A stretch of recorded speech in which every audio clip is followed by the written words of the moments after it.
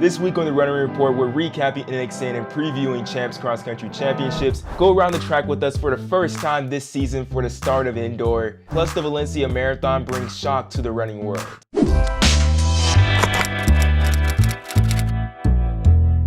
You're watching the Running Report show on Fan Hub TF. I'm Joshua Pons, Mr. Possible, here to give you running news produced for and by the culture. And this week on the Running Report show, you already know, it's the first 2 weeks of December. Last week was NXN, where we saw the Kinetic girls dominate, went out there and won the team title. And then Irene Riggs dominated, went out there, won the individual title start to finish. She did her thing. Then upset of the year, Irene Sahlman won the race and dominated for the Newbury Park team, getting back-to-back NXN championships like the cover of Lethal Weapon. And then coming up this week, we got our predictions coming very soon for the Champs Cross Country Championships by bringing an exciting guest, Coach O, Daniel Ozan, the cross-country coach at Mount Sac. They just won the Junior College State Championship on the men and women's side this past year for cross-country. Now Coach O is going to talk about some high school cross-country. If y'all are real OGs, y'all remember back in the day, the last time NXN and Foot Locker, it was Foot Locker at that time, we talking on here when Caitlin Tui and Zovia were the top girls in the nation. Now it's a whole entire different landscape that high school cross country particularly is. So glad that you're back on with us. But let's go right to NXN. Let's just start right there. Irene Riggs. We gotta talk about it. 16:40. The week before that at the regionals meet, she ran a 16:02, breaking a course record by Caitlin Tui, 3 seconds off her NXN course record. What does this all really mean for Irene Riggs? Because I didn't really know who Irene Riggs was 2 weeks ago. Man, she is definitely on another level. She has improved a lot from her junior to senior year. I think she was like 17 her junior year was her fastest, and breaking down to 16:02 and 16:02 in high school, that's some heavy artillery, and beating Caitlin Tui's record in one of the courses. That's huge. So I definitely think that she was a huge favorite going into NXN, and she definitely showed that she was the head of the class in that one. And I think it's amazing to do that too, because she wasn't racing anybody from her state. She was dominating 50 seconds up, and to be able to withstand that within that group is with the best girls in the country, people running up on her shoulders, she stayed calm the entire time. Definitely. I mean, I always like to look at the track times to see kind of where they're at. And her track times are okay compared to all the other groups, but now you can tell that her big jump, her track season is going to be pretty phenomenal, I think, in terms of how she did this cross country season as well. Yeah, I'm gonna be excited to see what she definitely does on the track. And I feel like there's someone that I think we're excited to see on the track regardless was gonna be Irene Sahlman this season. He ran 1:48 last year, but now to add an NXN national champion regardless next to his name as well, upsetting Leo and Lex Young and really the entire field, I feel like, because people were definitely sleeping on my guy last week. Oh, yeah. I was telling them, man, don't sleep on him. I didn't think that he was gonna go out there and straight out win. He didn't think he was gonna go out there and win, but he got the victory. And at Newbury Park, back-to-back NXN team champions. If they probably didn't have that COVID and everything, they would probably be three-time NXN championships 3 times in a row. But this is closing out that really era of the Sahlmans and the Youngs, with Irene Sahlman and Leo Young and Lex Young finally graduating in their last high school cross-country race ever. Just what does it mean to have Irene Sahlman close out that dynasty for everything? I mean, it just goes to show you that they're deep. Even if the young brothers had a bad day, we got Aaron, don't worry about it. I'll take it this time, guys. Yeah. Winning the national title and beating Nico's record. Mm-hmm. I think comparatively speaking, Nico won by about 14 seconds and Aaron won in a really deep field. 11 kids, I think, won under 15. So it was a little different than what Nico had. So I think it was a little bit more impressive, at least in my eyes, how Aaron won this season. And it was definitely awesome to watch and awesome to see. And I know that mentality for a track season, he's hungry for more. I think that confidence level, especially for a 148 kid winning cross-country nationals, shows that it doesn't matter if you're a mid-D kid or you think you're a mid-D kid, and winning that NXN title and in dominating fashion is a huge deal. And we forgot to mention the gentleman that was runner-up, Daniel Simmons from American Fork Jr., decent times in track and field, but he definitely showed that he's one of the top kids to talk about next year with his 14:51, and he also broke Nico's record there. So. No, yeah, for sure. But I also feel like Aaron, like, look at Carlos Villarreal. Carlos Villarreal was great on the track in the 15 and in the 8, and like he could still, like, I believe one year he won regionals, West Regionals, when he was at Arizona. So like definitely the potential is there. And man, Simmons, if you're any person that's the top returner at NXN is always someone to look out going forward. And we're really gonna have our eyes and looking out all on San Diego this weekend on Saturday at the first time named the Champs Cross Country National Championships. It's going down. Like, there's so much we can go into going into this race. There's so many kids. Like, this is like the individual championship to me. I always love Champs, like in Champs, Foot Locker, Kenny, whatever you want to call it. But going into this year, what are you most excited to see, and then who do you feel like is going to win this year? Man, I'm excited for the individual battles, definitely. There's a lot of really solid individuals, some that, that just did NXN and some that haven't done NXN, like our California kids. I think Sadie's she's finally healthy. She's gonna put it together. She looks prime. She looked really phenomenal last week at Champs West. She's gonna do some amazing things. Tatum David, the Midwest champ. She didn't run a whole junior year, and she's showing that she is ready. She was 8th last week. Ellie Shea, the Northeast champ. She I think she's one of the ones to definitely look at. 15:49 last year in track. She made it last year. Didn't do so hot, but I think she's on another level as well. And the South champ, O'Shea, I think she's gonna do pretty phenomenal. And you've got a couple sleepers in there. I think Isabel from the South champs. She's a 205, 445, 1026 kid, and she was 6th last week. I think she's primed and ready to go in San Diego. And then another little sleeper, you got Carrie. She went to Worlds last year in the steeplechase, so I know she's strong and ready to go getting in those hills as well. And she was 4th last year at Nats, so she's definitely another one to look at, along with Sophia Kennedy from Midwest. She was another top 10 finisher last year at Nats, and top 10 at NXN. So all those kids, I think if anybody falters, it's going to be anybody's day, but I'm definitely going to pick Ellie Shea, I think, on the women's side. Yeah, I think Ellie Shea is about to run away from this. She doesn't race high school like track or cross country like in this. She only really goes to the national meets. She doesn't just do like the regular state and everything like that. But when she shows up, she shows up. Like, let me tell you, this girl, Ellie Shea, last week she ran a 3K at BU running 9:10. That's number 5 all time in 3,000 meter history for high school girls. She's number 10. Right? Yeah, she's a junior. She's number 10 fastest in the 1500 meter all time for high school girls in 4:14, and she's number 6 fastest in the 5K at 15:49. So I think this is gonna be like truly her coming out party of being all like, okay, I'm Ellie Shea, I'm dominant, like, you know who I am now. College recruitment, send your letters over here. I don't know if she want to go to college, like, honestly, like, because just the way she moving, like, I don't know if she even want to go to college, but she's definitely someone to watch. But before we go on to the next thing, I know we want to be shorter than this, but also I gotta mention on the guy side, I feel like Cole Matheson, I feel like he's the top returner this year. I think he's gonna win on the boys side. He seems to really race well at national competition.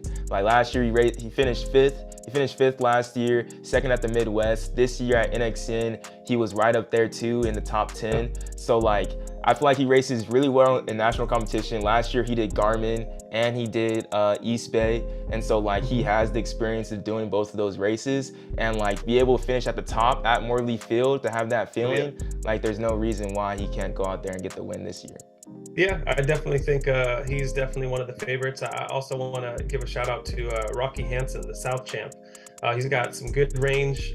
He's one of the sleepers. He's undefeated all year. New Balance 2-mile indoor champ.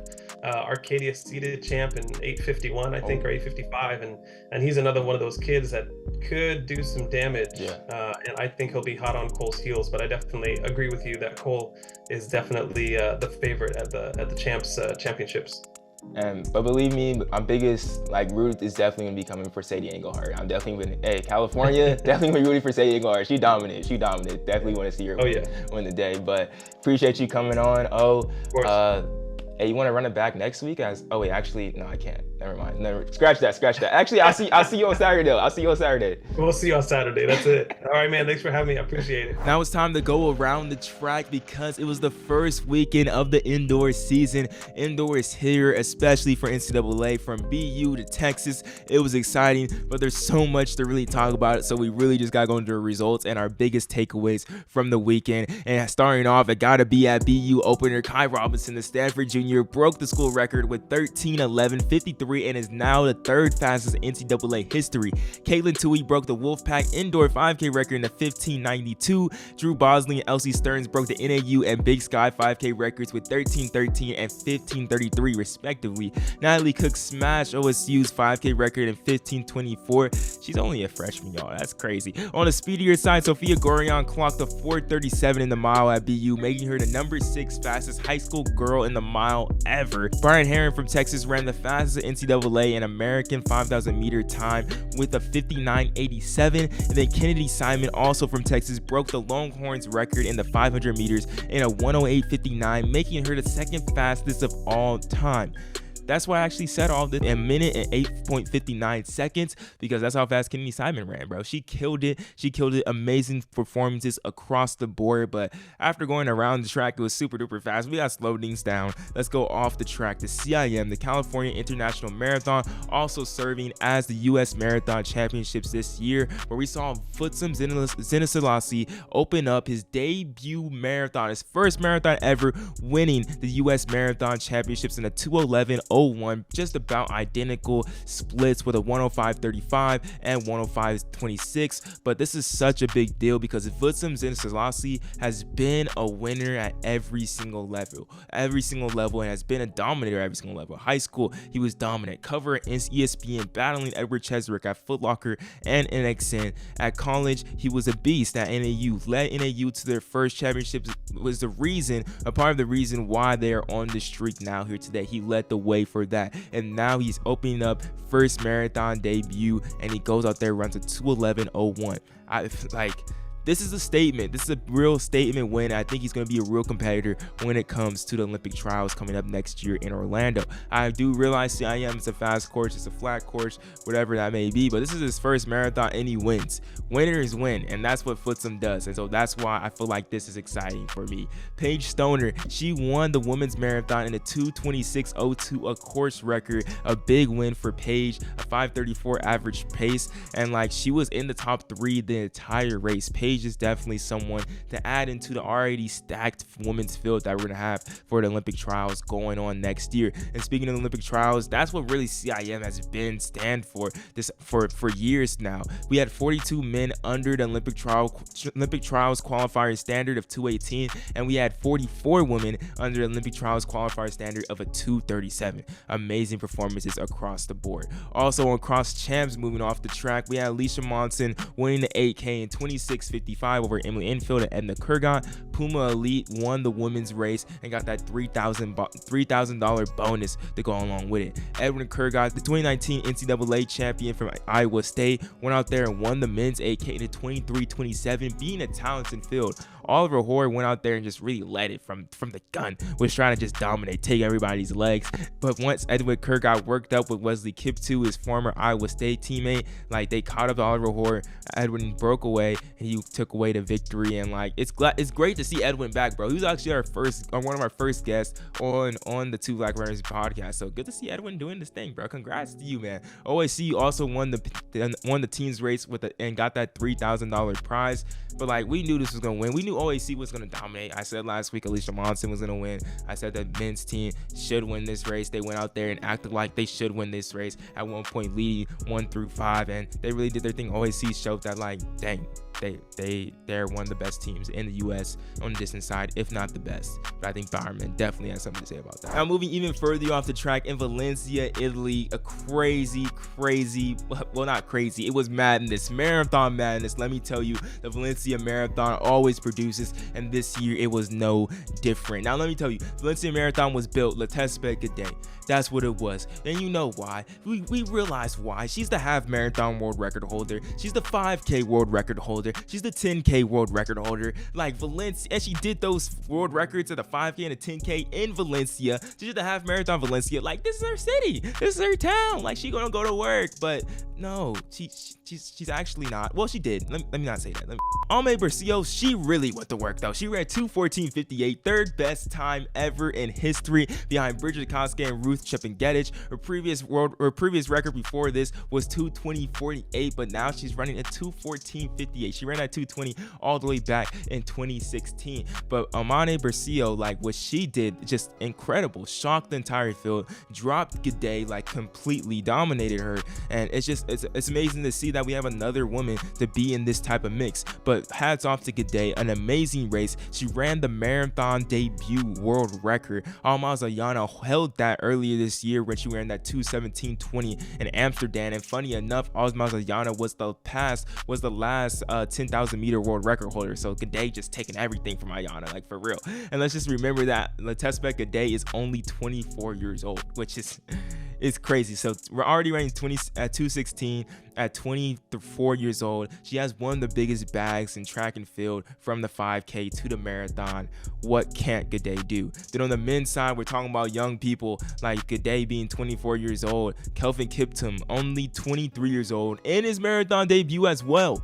He won the Valencia Marathon in a 2:01.53, the third fastest time ever, behind only Eliud Kipchoge and Kenenisa Bekele.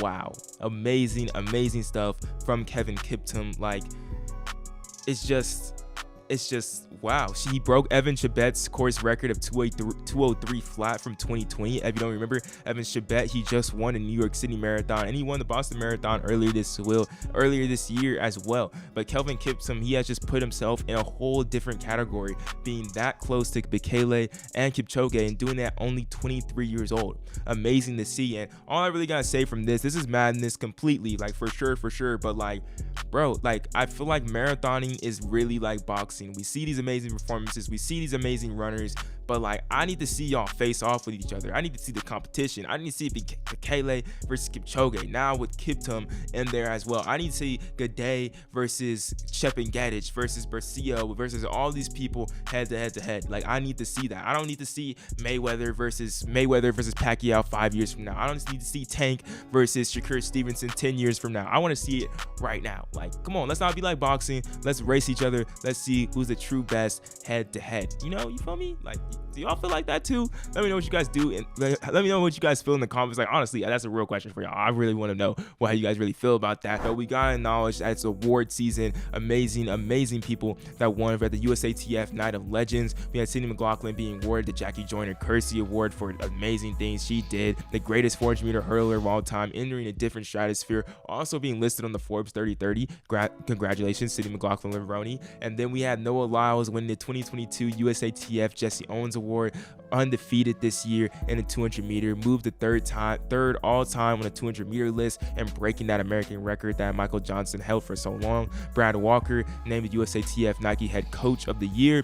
He coaches Katie Najat and Sandy Morris, the first place and second place finisher at the World Athletics Outdoor Championships in the pole vault. So like, he has to get the award. Also, as well, to add on to that, Sydney McLaughlin-Levrone and Manu Duplantis were awarded the World Athletics Athlete of the Year awards. And like, I just need the World Athletics Athlete of the Year to just become more and more of a bigger deal. I think it's really nice to see these awards, like kind of get our MVP in track. I just want it to be talked about more throughout the season. Really exciting to see that Sydney McLaughlin-Levrone and Manu Duplantis got this award, because they're both 23 years old, just like Kelvin Kiptum, which is funny. But they're both 23 years old, 1999. You feel me? Like, it's insane that they're so young. This is Manu Duplantis' only second award, and that they have so much more things to do in their career, and like they can go do different things. Like, McLaughlin may just run the 400 this year and break that record too. I don't know if she's gonna do that yet, but that's definitely gonna happen soon enough. But yeah, it's really exciting to see how that. Congratulations to them, man. Amazing seasons, and it's crazy just to see that track season's like officially over, and indoor season's just starting back up. It's weird. But thank you guys for tuning in to this week edition of the Running Report. This was definitely a meaty episode. We talked about a lot this episode, and I hope you guys definitely enjoyed it. It seems like you guys have been enjoying the past couple weeks of the Running Report, definitely with NCAAs and everything. Let's keep this momentum going, bruh. I'm in this for the long run. I hope you guys are in this for the long run too. If you guys have been watching this far, make sure you guys do hit that subscribe button, hit a like it really would help the Running Report show going forward and just reaching more people and everything like that, bro, because yeah, we're gonna keep this momentum going up every single Wednesday around 3 p.m 4 p.m every single week, that Pacific time, that will be on here on YouTube. And check us out on Instagram, check out the Two Black Runners podcast that will be coming back very, very soon and everything like that. And so just appreciate you guys for tuning in every single week, and we'll see y'all next week on the Running Report show. And check out Fan Hub TF, bro. They make this all possible. Appreciate y'all.